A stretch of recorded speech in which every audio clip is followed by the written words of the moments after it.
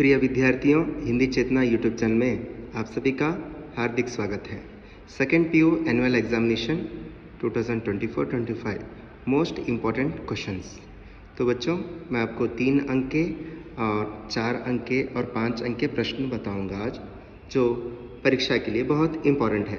जैसे कि प्रश्न 1, सुजान भगत को सबसे अधिक क्रोध बुलाकी पर क्यों आता है। दूसरा प्रश्न है, सुजान भगत पेड़ के नीचे बैठकर क्या सोचता है। तीसरा प्रश्न है, मनुष्य का परम धर्म क्या है, उसकी रक्षा कैसे करनी है। चौथा प्रश्न, गंगा मैया का कुर्सी से क्या अभिप्राय है। मन्नू भंडारी के बचपन के बारे में लिखिए। मैसूर राज्य के विकास में विश्वेश्वरैया के योगदान के बारे में लिखिए।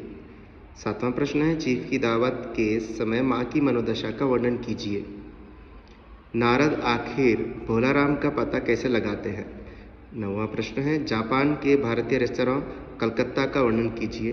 रैदास ने भगवान और भक्त के संबंध को कैसे वर्णित किया है। प्रश्न संख्या 11, श्री कृष्ण के रूप सौंदर्य का वर्णन कीजिए। रहीम ने चिता और चिंता के अंतर को कैसे समझाया है। कवयित्री अमरों के लोक को क्यों ठुकराती है।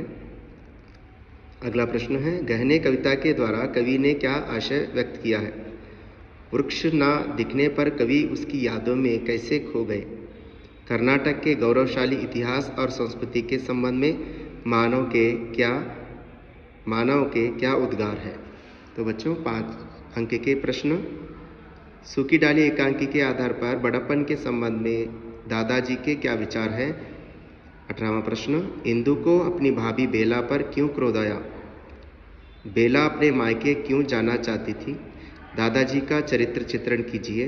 दादाजी ने परेश को किस प्रकार समझाया। तो बच्चों, आगे देखते हैं 4 अंक का प्रश्न। अहंकार उन्नति में बाधक है, प्रतिशोध एकांकी के आधार पर श्रीधर के इस कथन को स्पष्ट कीजिए। भारवी किससे बदला लेना चाहता था और क्यों।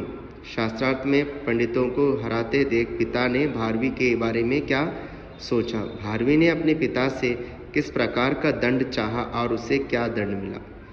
ग्लानि और जीवन के संबंध में श्रीधर के क्या विचार है। तो बच्चों, 5 अंक के प्रश्न आपको आएंगे सूखी डाली से और 4 अंक के प्रश्न पूछे जाएंगे प्रतिशोध से, और जो बाकी है कविताएं और पाठ से आपको 3-3 प्रश्न आएंगे। तो बच्चों, संदर्भ 4 आएंगे, आपको 2 लिखना है। तो बहुविकल्पी प्रश्न यानी MCQ, वो सभी पाठ का शीर्षक और इन बिटवीन क्वेश्चंस आएंगे, इसके माध्यम से आपको ध्यान रखना है। तो बच्चों, परीक्षा के लिए शुभकामनाएं। अच्छी तरह लिखिए और हिंदी में आउट ऑफ आउट करने की कोशिश कीजिए। धन्यवाद।